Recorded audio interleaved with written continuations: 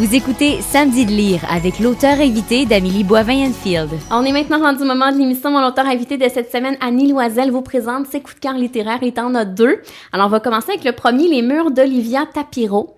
Oui. Donc, Olivia Tapiro est une jeune auteure et elle a gagné le prix Robert Clich avec ce roman-là qui s'appelle Les murs.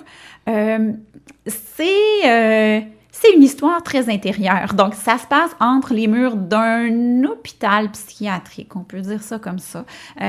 Donc, une jeune fille hospitalisée qui a fait une tentative de suicide, qui est anorexique, mais qui le nie complètement tout au long du roman, mais qui a tous les symptômes de toute façon. On suit son histoire du début à la fin de son hospitalisation. C'est un roman qui va chercher des émotions très, très fortes, qui décrit d'une manière très, très incisive tout qui est très près du corps et de l'esprit en même temps. Madame Tapiro a des répliques parfois. Les dialogues sont très épurés. Le personnage principal répond par oui, par non, par des silences. Donc, on ressent, même à travers tous les dialogues, l'espèce de mal-être de ce personnage-là qui est absolument pas sympathique d'une certaine manière, mais auquel on s'attache énormément parce que ça montre toutes les failles intérieures d'un être humain, toutes les difficultés d'un être humain, tous ces dénis, toutes ces révoltes aussi. Et tu as lu ça il y a longtemps? Je l'ai lu il y a quelques années, oui, presque à sa parution, là, il me semble. Mais c'est quand même un roman que j'ai gardé précieusement dans mon iPad parce que je lis souvent sur ma tablette et j'achète les livres souvent électroniques, mais c'est un livre dont j'aime relire les passages de temps en temps parce que c'est très fort. Il y a des paroles qui blessent, là. On sent toute la brisure là, intérieure du personnage et de tout le monde autour, sa mère, les amis, tous les gens qui l'entourent, les difficultés de communication, l'espèce d'amitié étrange qu'elle lie aussi avec certains patients qui sont hospitalisés avec elle, où elle juge beaucoup, mais en même temps, il y a des trucs où on sent qu'elle se reconnaît, puis donc c'est un roman magnifique. Est-ce que c'est lourd à lire? Pas tant que ça. Je dirais, si vous avez des pulsions suicidaires, peut-être éviter. Il en demeure pas moins que c'est un roman, une écriture magnifique, vraiment magnifique, là. Alors, rappelle le titre, Les murs d'Olivia Tapiro. Et là, on va parler de Simon Boulris, Javotte. Oui, Javotte, qui est l'histoire, finalement, de la sœur de Cendrillon, la méchante sœur de Cendrillon.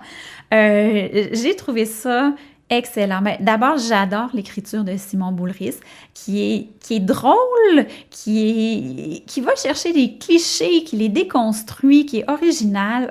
Vraiment, j'adore cet auteur-là. Dans Javotte, donc, il reprend le personnage de Javotte à l'adolescence, mais quand même l'adolescence avancée, là.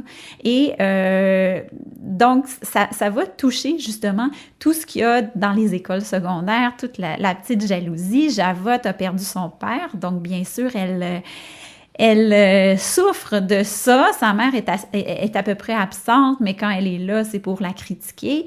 Javotte n'est pas super jolie. Elle a des grands pieds. Donc, elle est moche, en gros, mais pas moche à l'extrême non plus. Moche comme ça arrive à l'adolescence parfois, puis souvent, cette mocheté-là change plus on s'épanouit, justement, plus on s'accepte et plus la confiance en soi grandit. Mais, Javotte est jalouse de Caroline, qui est une très, très, très belle fille, et elle en vient avoir une aventure avec le père de Caroline.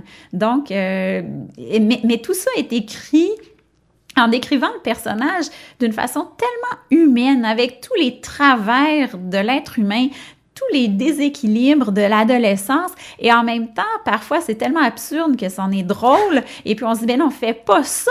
Et puis, oui, elle le fait, et on se dit, mais ça n'a aucun sens, et c'est vrai qu'à l'adolescence, il y a des choses complètement bizarres qui sont faites et des gestes qu'on regrette, mais finalement qui sont faits parce qu'il y avait comme une force de libération qui était là, un besoin de méchanceté ou de petite maladresse ou de tout ça. Et Javotte, elle est méchante, elle est maladroite, elle est égoïste, elle a plein de défauts, mais on l'aime profondément à cause de ces défauts-là, je pense, qui nous ramènent à nos propres défauts puis à notre propre humanité.